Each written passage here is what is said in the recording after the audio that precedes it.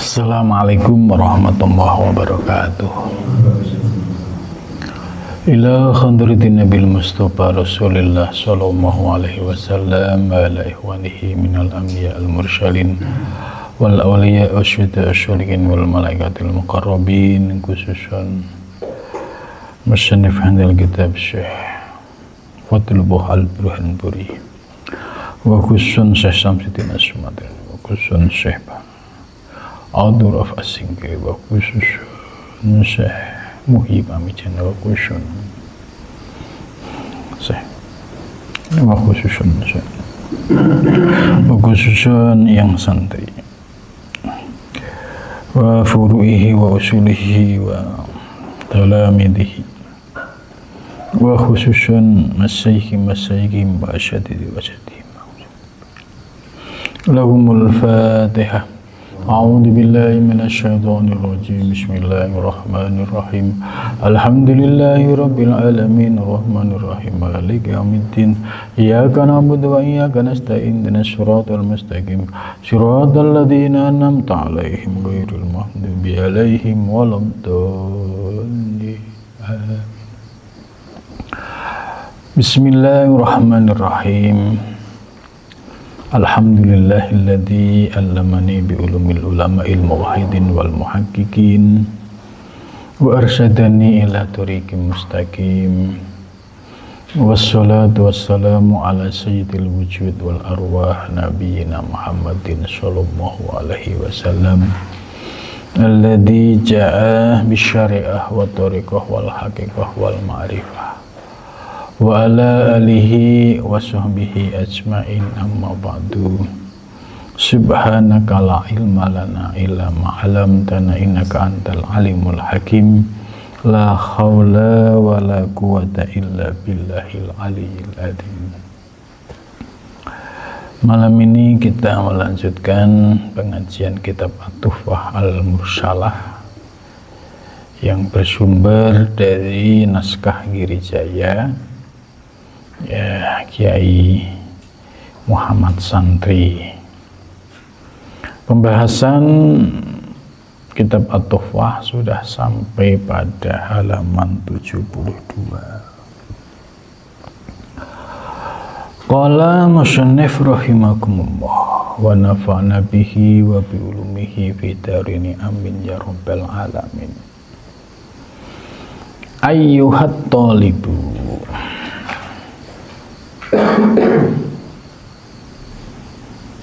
wahai para santri atau para murid, yaitu orang-orang yang belajar kitab Tuhfah ini, atau orang yang belajar ilmu hakikat, atau istilah lain tasawuf falsafi. Ya, setelah kita memahami soal konsep wahdatul wujud yang sudah diurai secara detail, termasuk dalil-dalilnya yang bersumber dari Al-Quran dan hadis, dan juga makalah para ulama. Selanjutnya mu'alif Syekh Fathul Al-Burhanpuri menegaskan dengan kalimat tadi, ayyuhat thalib, wahai para santri, wahai para murid, wahai para salik, in aradta al-wusula, jika kamu ingin al-wusula, sampai, wusul itu sampai, ilallahi, kepada Allah. Jadi makna wusul itu sampai, itu dalam pengertian yaitu seorang salik telah mengenal Allah, telah ma'rifatullah. Proses pengenalannya ini sudah sampai pada tahap yaitu hakul yakin. Dan pemahaman ilmunya sudah dalam pemahaman yang utuh, ya tidak sepotong-sepotong, ya, tapi pemahaman yang utuh. Nah, ketika pemahamannya utuh, dipastikan, ya, tidak akan terjadi hal-hal yang menyebabkan penyimpangan. Gitu. Kenapa ada orang yang belajar hakikat kemudian menimbulkan keresahan, menimbulkan kontroversi? Ya karena pemahaman soal ilmu hakikatnya tidak utuh, mulai dari konsepnya, ya teorinya, prakteknya, ya sampai pengamalannya, ini tidak utuh, sehingga menimbulkan ya kontroversi. Kenapa kontroversi? Karena menabrak wilayah syariat. Sementara hakikat ini ya sebagai isi daripada syariat, isi dan wadah tidak mungkin bertabrakan kalau kita sudah paham posisinya. Gitu. Jadi seorang salik yang ingin wusul ilallah, ya sampai pada tahap pemahaman ilmu, ya pengamalan ilmu, ya sampai wusul ilallah, kuncinya apa? Faltazim, maka hendaklah berpegang, ya. Iltazim itu makna bahasa pesantrennya itu neteposiro, maksudnya tetap berpegang teguh, melazimkan mutaba'atan nabi, dengan mengikuti ittiba, ya mengikuti kanjeng Nabi Sallallahu Alaihi Wasallam. Jadi artinya orang yang belajar ilmu hakikat itu bukan ilmu baru, gitu loh. Bukan juga itu ilmunya orang Jawa tok itu. Karena bagi orang yang baru paham, kebetulan dia belajarnya itu dengan orang Jawa, dianggap ini ilmunya orang Jawa, ya. Padahal sumbernya ya dari kitab Tuhfah Mursalah, dan kitab ini dulu menjadi referensi para bujangga, para raja, ya di Jogja, di Surakarta, di Mangkunegaran. Itu jadi sumbernya, rujukannya adalah kitab Tuhfah Mursalah. Kemudian ditranslate, ya ada martabat 7 yang menggunakan bahasa Honocoroko, ada yang digubah menjadi serat pipitu, gitu. Ya, kitab induknya tetap At-Tuhfah Al-Mursalah. Terus Ronggo Warsito juga punya karya namanya Serat Wirid Hidayat Jati.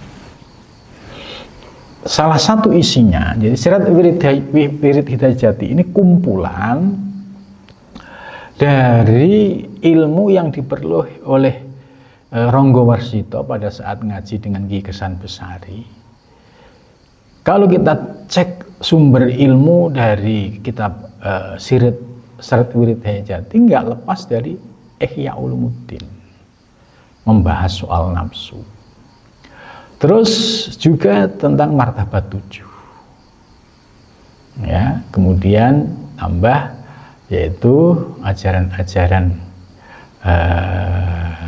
sosial budaya masyarakat Jawa, gitu. Jadi terintegrasi dalam kitab Serat Wirid Hidayat Jati.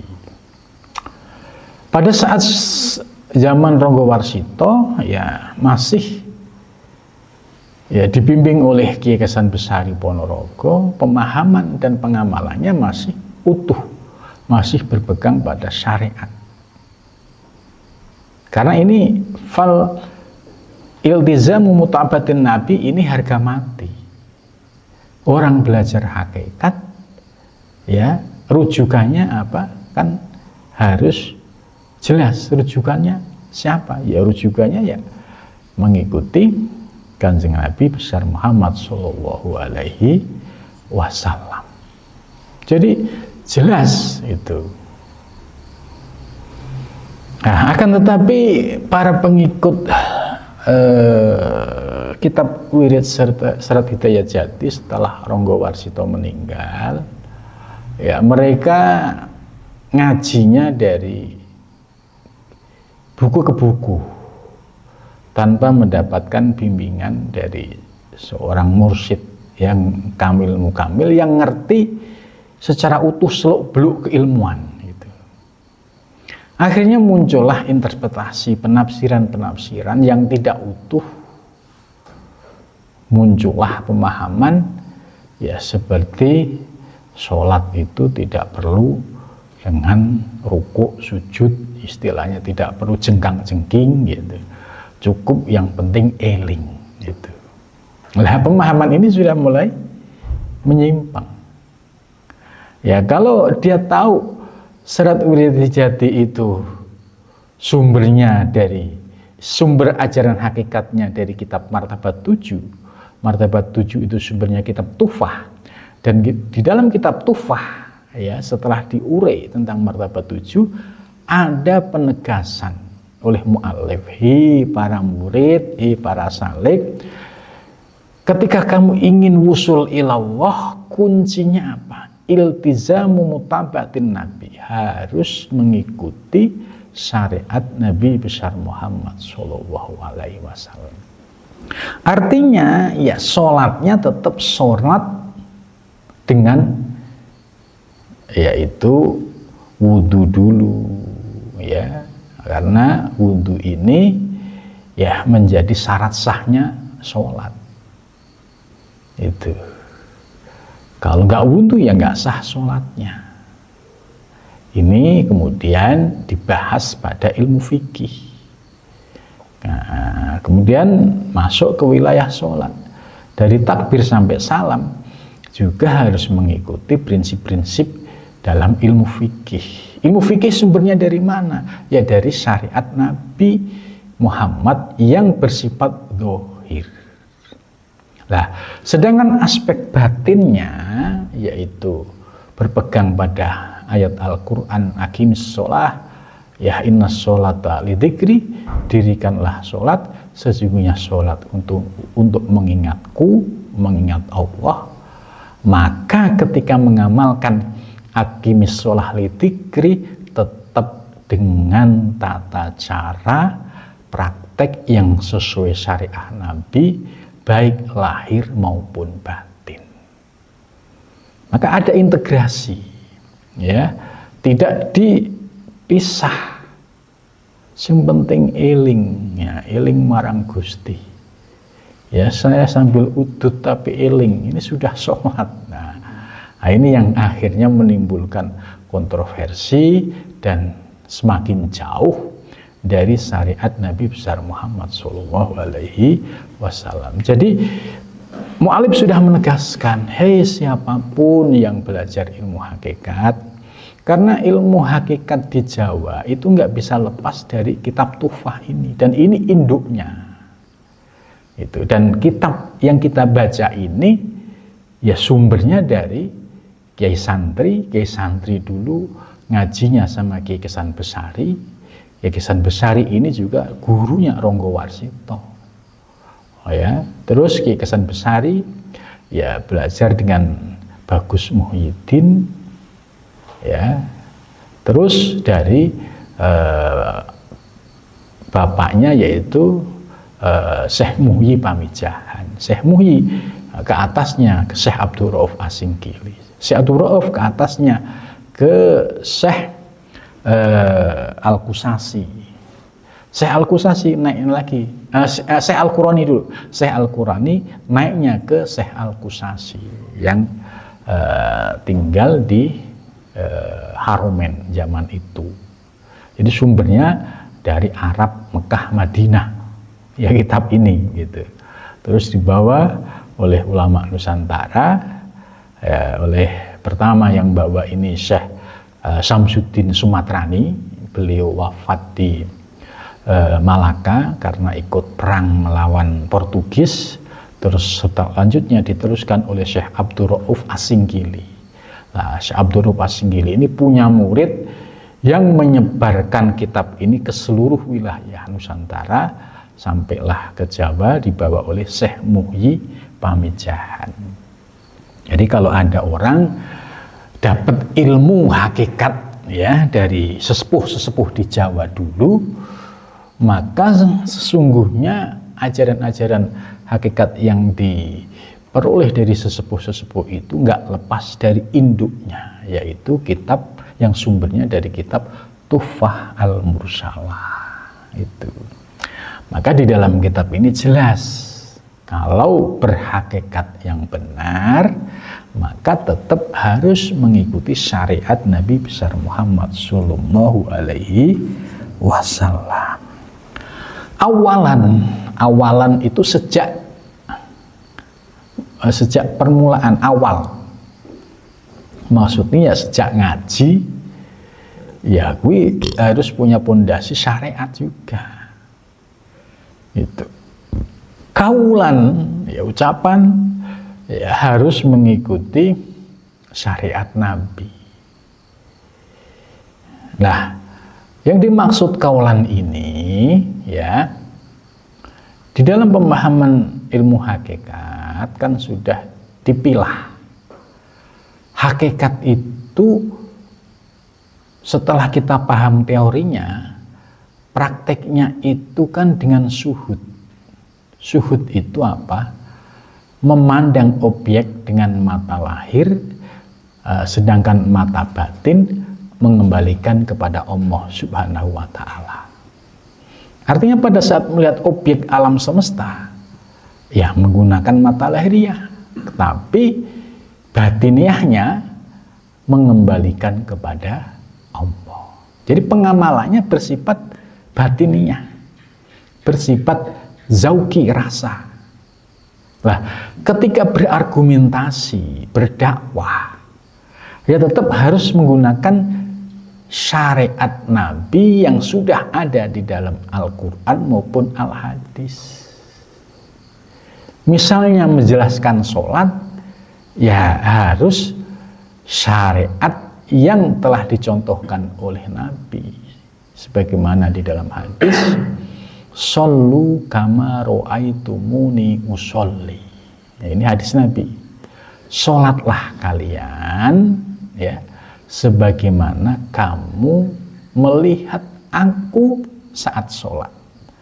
Jadi ini disampaikan kepada para sahabat yang menyaksikan bagaimana tata cara Nabi di dalam sholat, mulai dari takbiratul ihram sampai salam. Ya, dan sebelum sholat didahului wudhu. Nah, kemudian oleh para ulama-ulama, disiplin yang membahas ini disebut ilmu fikih. Itulah. Sedangkan aspek batin yang membahas soal prinsip-prinsip batiniah, ya, dalam memandang Allah, ya, itu diurai dalam kitab tasawuf falsafi. Itu. Maka praktek antara hakikat dan syariat yaitu ibarat praktek antara baju dan isi, antara keris dan warongko. Itu.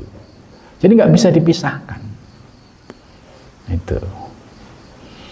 Nah, bagaimana kalau memisahkan? Ya, berarti pasti ada menimbulkan masalah.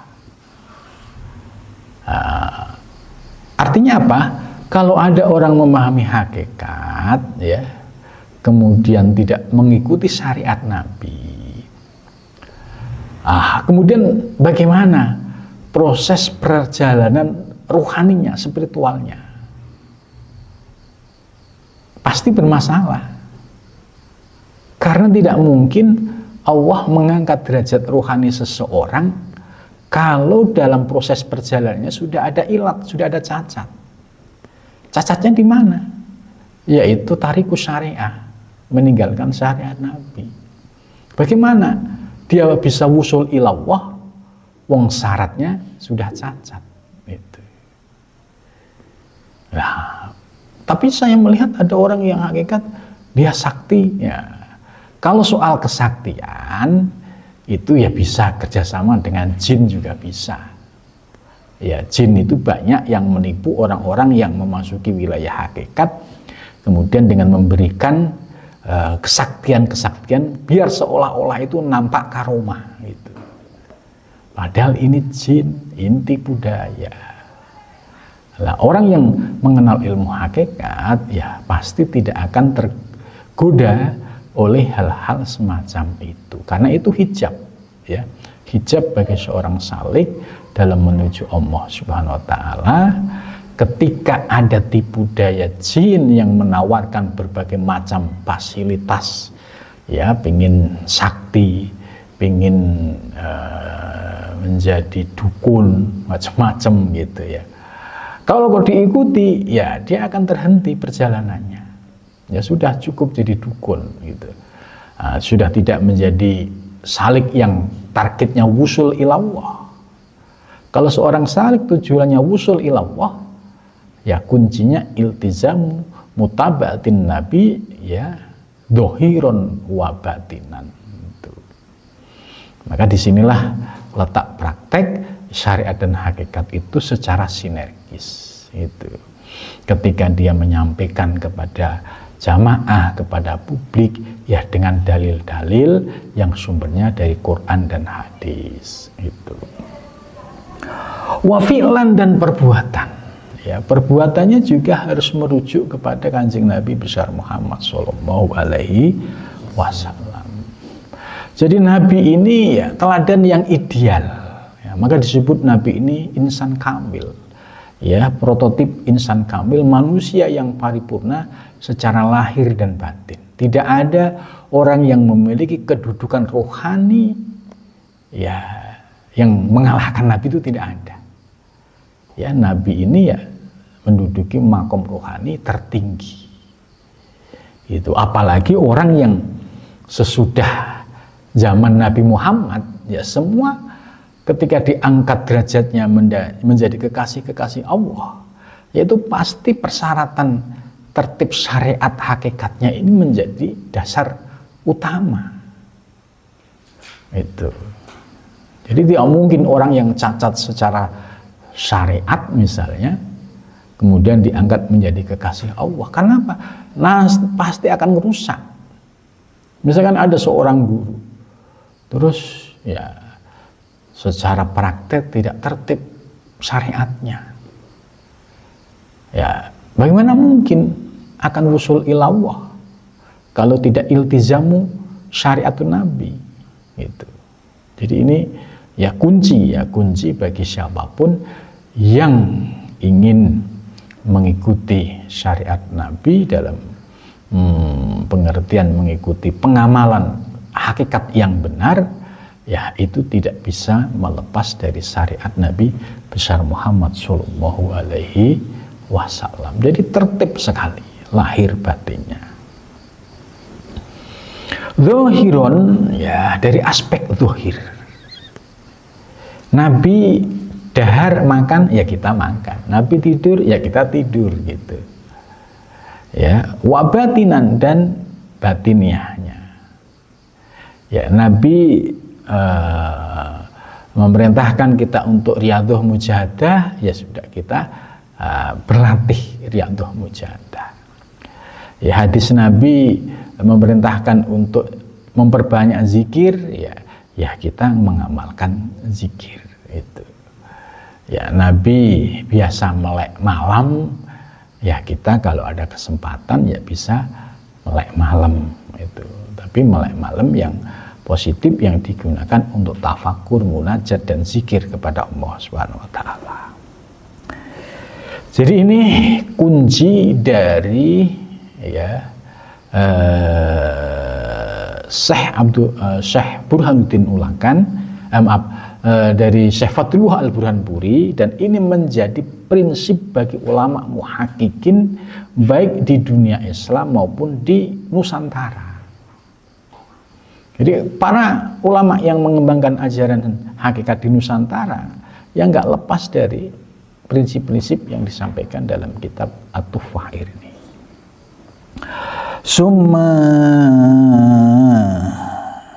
Sumaf'al, ya, kemudian lakukanlah, ya, setelah tadi berpegang pada syariat Nabi lahir batin, kemudian lakukanlah muraqabah wahdatil wujud. Maksudnya muraqabah itu setelah kita paham hakikat, ya, tentang hakikat diri kita, ya, dimulai dari pendalaman, ya, makna la ilaha illallah, ya, ternyata maknanya cukup luas sekali. La ilaha illallah, ya, dimaknai la ma'buda illallah, tidak ada yang disembah kecuali Allah. La ilaha illallah dipahami la maqsuda illallah, tidak ada yang dituju kecuali Allah. La ilaha illallah kemudian dipahami maknanya dengan la maujuda illallah, tidak ada yang maujud kecuali Allah. Terus lebih dalam lagi, la ilaha illallah dipahami aila af'ala illallah, tidak ada perbuatan di alam semesta ini kecuali digerakkan oleh Allah. La asma'a illallah, tidak ada nama di alam semesta ini, ya, semua, ya, telah diberikan nama oleh Allah. La sifata illallah, tidak ada sifat yang ada di alam semesta ini, ya, semua kembali pada sifat Allah. Itu. Jadi ini kedalaman makna dari muraqabah wahdatul wujud. Nah, perlu dipahami betul. Yang dimaksud wahdatul wujud kemarin, yaitu pemahaman tentang hakikat diri. Hakikat diri atau hakikat alam semesta, bahwa hakikatnya alam semesta, hakikat diri kita ini sesuatu yang baru yang diadakan oleh yang maha ada, oleh Allah Subhanahu wa ta'ala. Maka disebut maujud. Maujud itu sesuatu yang diadakan. Siapa yang mengadakan? Ya Allah. Itu. Nah, dalam memahami makna la maujuda illallah, ini jangan sampai terpleset pada pemahaman ittihad hulul. Apa itu ittihad? Ittihad itu dalam memahami tentang hakikat wahdatul wujud, merasa dirinya menyatu dengan Allah.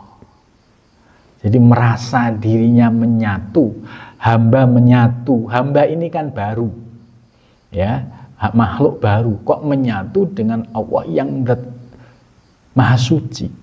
Mungkinkah? Ya tidak mungkin. Bagaimana sesuatu yang baru menyatu dengan zat yang maha suci? Nah, makna ittihad ini yang dikritisi oleh para ulama-ulama muhakkikin. Begitu juga hulul. Hulul itu dipahami Allah menjilma pada seorang hamba. Kemudian hamba ini merasa dirinya Tuhan. Ini juga tidak tepat. Ya, sebab menjilma itu berarti zat yang maha suci menjilma pada makhluk yang baru. Bagaimana dua entitas bisa bersatu? Nah, yang lebih selamat, ya, menurut Ibnu Arabi itu sebenarnya tauhidul wujud, mengesahkan wujud, seperti wujud alam semesta. Ya, ini nampaknya kan kalau tidak paham tauhid, ya, tauhid al-kasfi, wujud alam semesta ini kan, ya, dianggap satu wujud yang terpisah dari ilahiyah, dari Allah. Nah, tapi setelah kita belajar ilmu hakikat, oh, ngerti alam semesta dulunya tidak ada, kemudian diadakan oleh yang maha ada, yaitu Allah Subhanahu wa ta'ala. ketika wujud menjadi ada, ya, pandanglah secara syuhud bahwa hakikat yang ada di alam semesta ini semua digerakkan oleh Allah Subhanahu wa ta'ala. Itu. Jadi pandangannya tauhid, tidak dualisme. Ya. Itu. Sebab orang yang belajar ilmu hakikat ini tetap berpegang teguh pada prinsip akidah Asy'ariyah, yaitu menjaga tanzih Allah. Maha suci Allah itu dijaga, yang laisa kamislihi syai'un. Jangan sampai kemudian dicampur aduk, hamba menjadi Tuhan, Tuhan menjadi hamba. Lah ini sudah dilarang oleh Al-Quran, ya, sebagaimana ayat yang berbunyi wadarul ladzina yulhiduna fi asma'ihi. Wadaru, dan tinggalkan, ya, ya. Alladzina yulhiduna, yaitu orang-orang yang mulhid, yang mencampur aduk, fi asma'i, di dalam memahami nama-nama Allah. Itu. Maka ketika praktek sudah paham ilmu hakikat, soal hakikat nama-nama, ya misalnya ada gunung, ya sebutlah itu gunung karena sudah menjadi wujud baru. Kalau lihat lautan, ya sebutlah itu lautan karena itu sudah nama. Lah, yang tidak diperbolehkan adalah menyebut hakikatnya. Oh, gunung itu kan hakikatnya Allah yang membuat. Kemudian lantas disebut oh Allah dong. Lah, ini yang disebut mencampur aduk, yulhiduna fi asma'i, mencampur aduk di dalam nama-nama Allah. Itu. Begitu juga ketika wujud hamba. Ya, hakikat wujud kita, ya, dari tidak ada menjadi ada, Allah yang mengadakan. Tapi ketika sudah menjadi wujud gembleger begini, ya, iya ini namanya Ali, gitu loh. Tidak boleh diungkapkan dengan wujud yang hakiki. Asal usulnya, urut-urutannya kan semua dari Allah. Tapi harus dipahami, ini sudah wujud baru. Wujud baru ya berarti ya semua sudah mempunyai nama. Ya. Wa 'allama Adamal asma' kullaha. Allah sudah memberikan semua nama, mengajari kepada Adam semua nama. Itu secara kullah semuanya. Gitu. Nah, disinilah praktek yang ideal itu, yang sinergi antara syariat dan hakikat, tidak mencampur aduk. Itu. Ya, kalau misalnya sudah bisa memilah seperti ini, maka praktek hakikat itu ya terasa indah karena tidak menimbulkan kontroversi.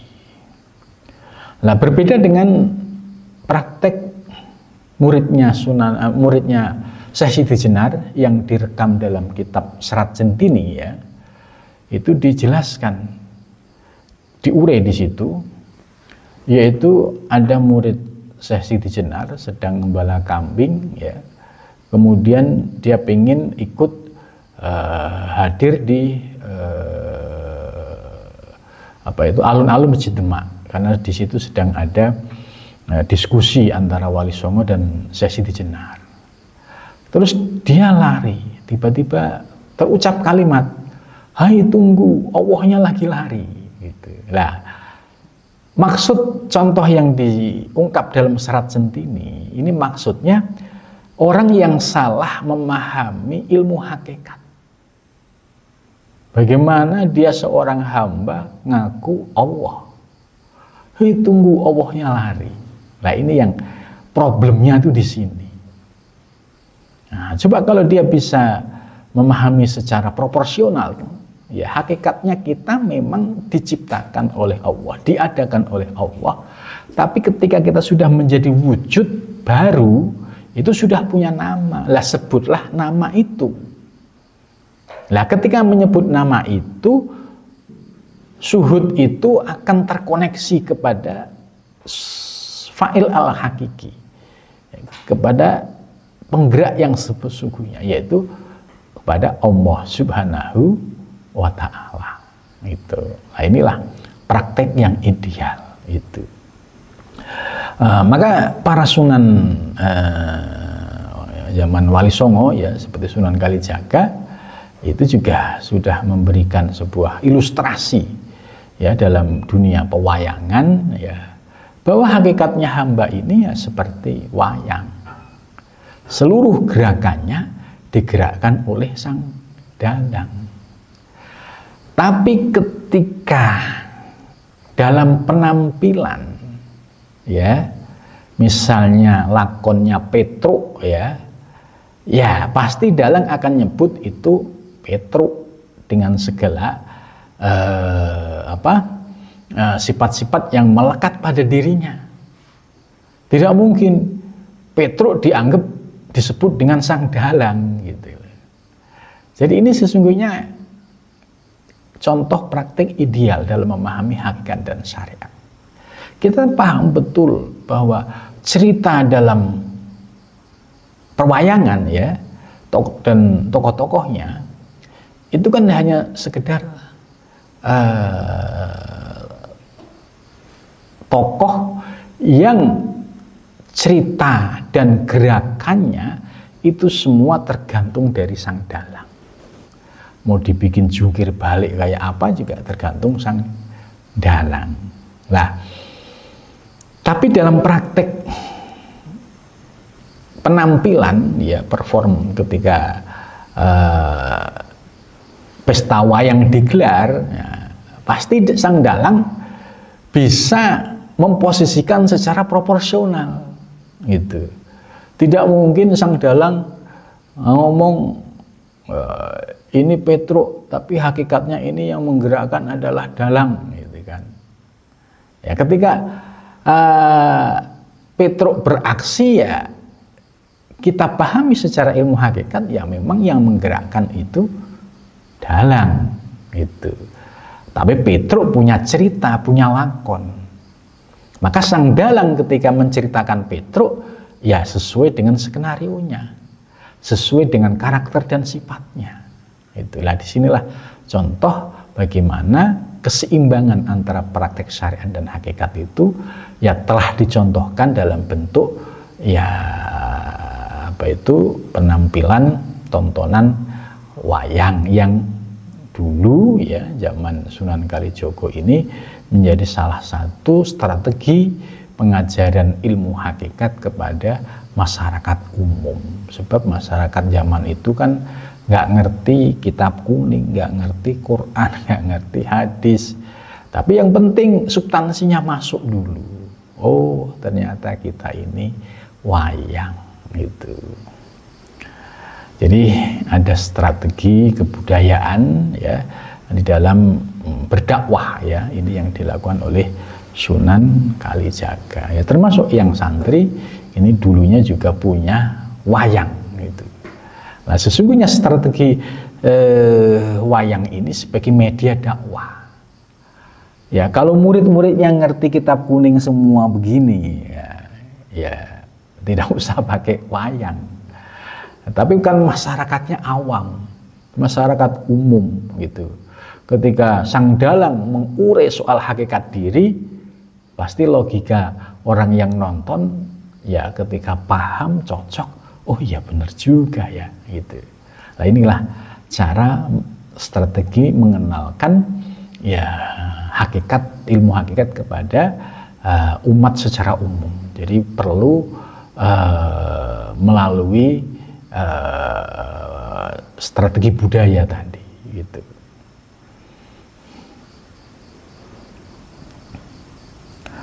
Kemudian selanjutnya, jadi jelas ya maksud saya ya dalam memahami muraqabah wahdatul wujud itu jangan tadi terjebak pada ittihad, terjebak pada hulul, dan juga wahdatul wujud yang dipahami yaitu menyatunya dua entitas hamba dan Tuhan.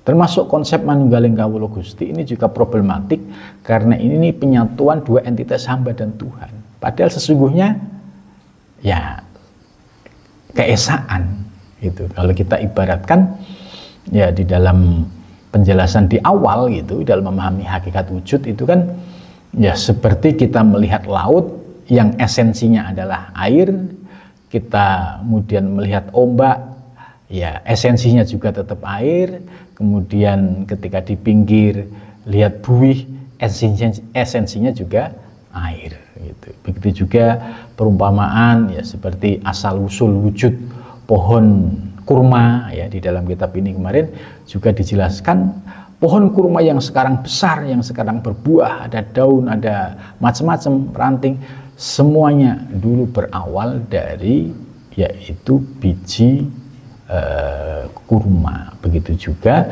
alam semesta dan seisinya.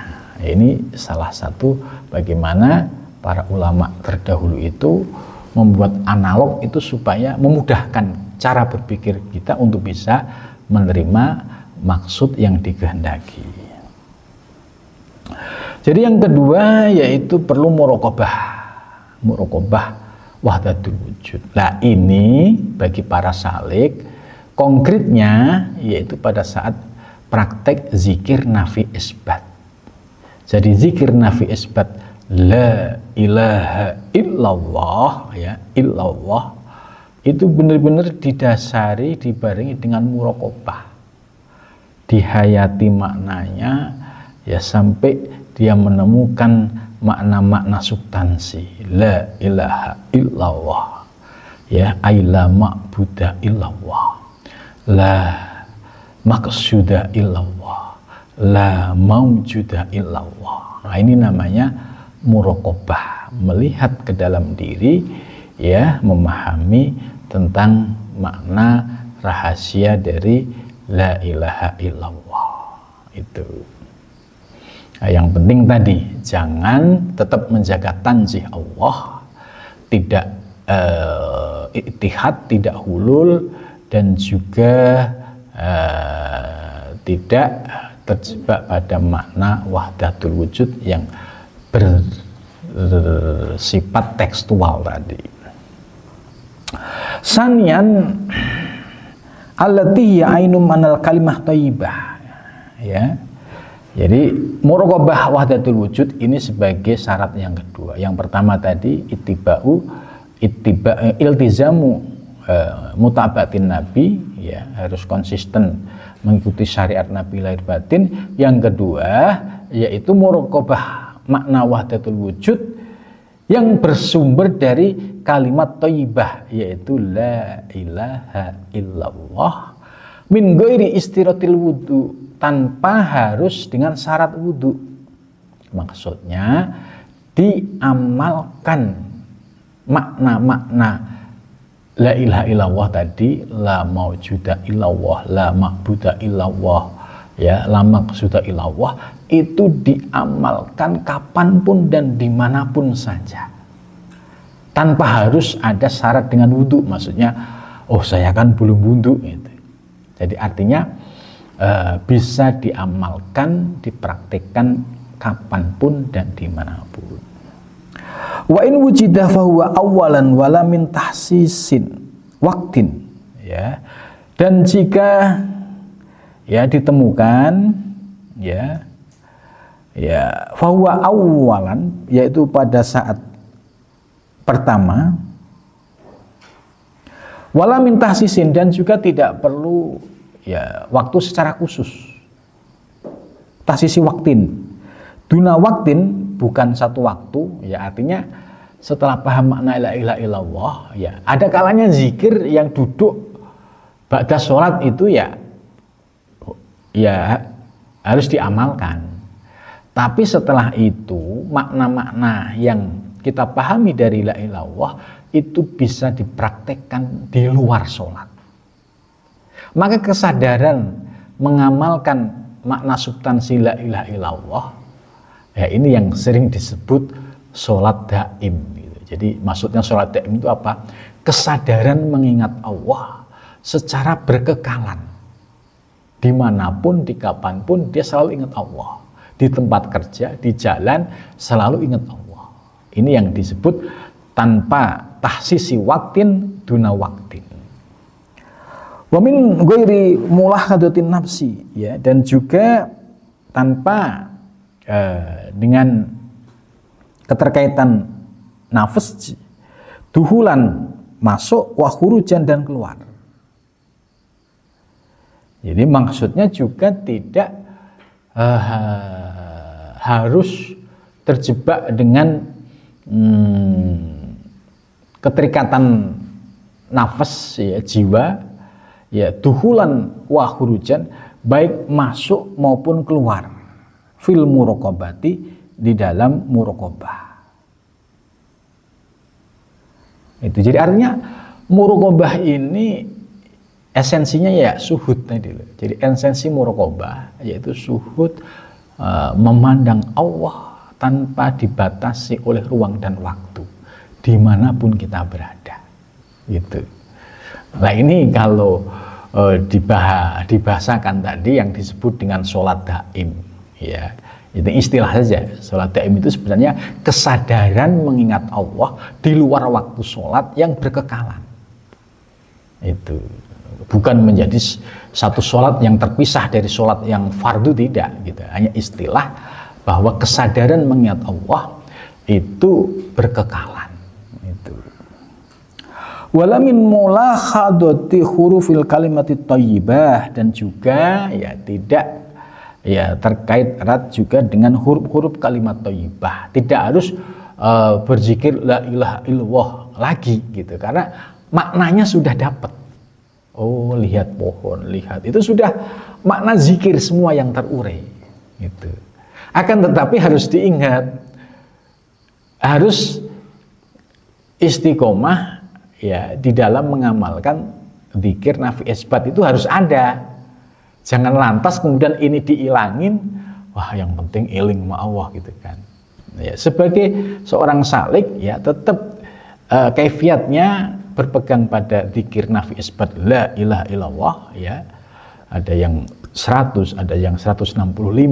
Nah, di luar ini itu tadi bisa merasakan makna-makna yang bisa kita rasakan dimanapun dan kapanpun. Itu ya, tidak terbatas oleh ruang dan waktu. Itu. Maka di sini min mulahati hurufi kalimati thayyibah, ya, itu artinya tidak harus mengucapkan la ilaha illallah lagi, karena dia sudah mulai merasakan maknanya.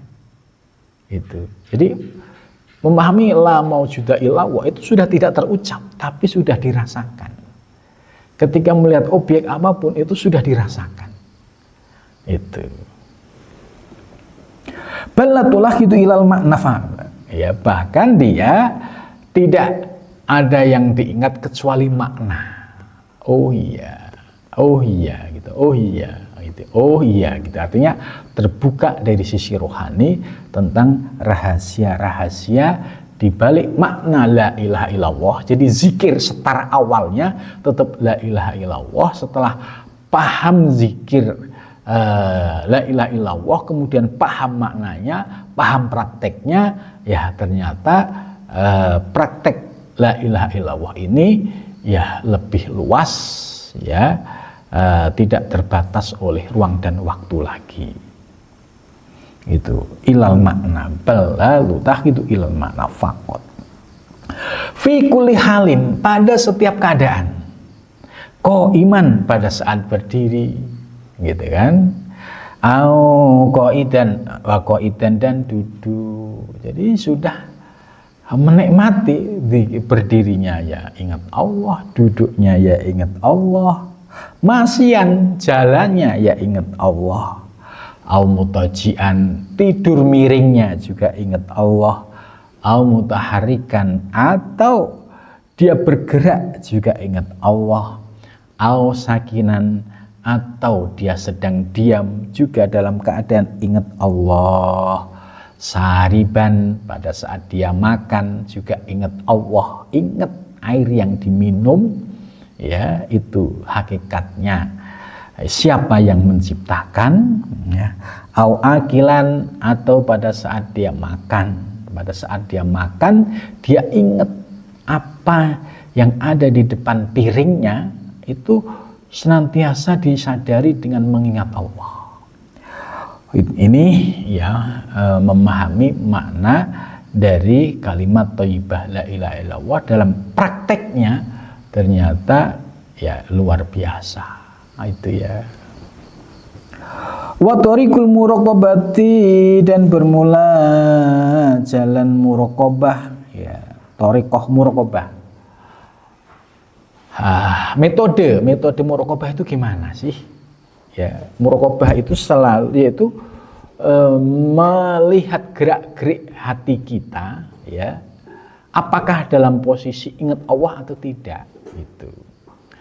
Nah, thariqahnya, jalannya, metodenya untuk bisa merasakan muraqabah antanfiya niyataka, yaitu menafikan niatmu awalan, di awal.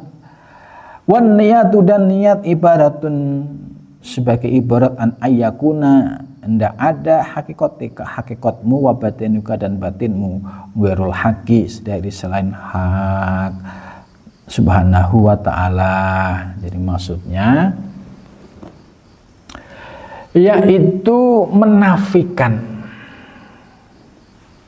pertama kali, yaitu niat yang ada pada dirimu dalam memahami hakikat tentang dirimu yang ya dulunya tidak ada menjadi ada ya, itu dipahami betul, dihayati betul. Oh, ternyata saya ini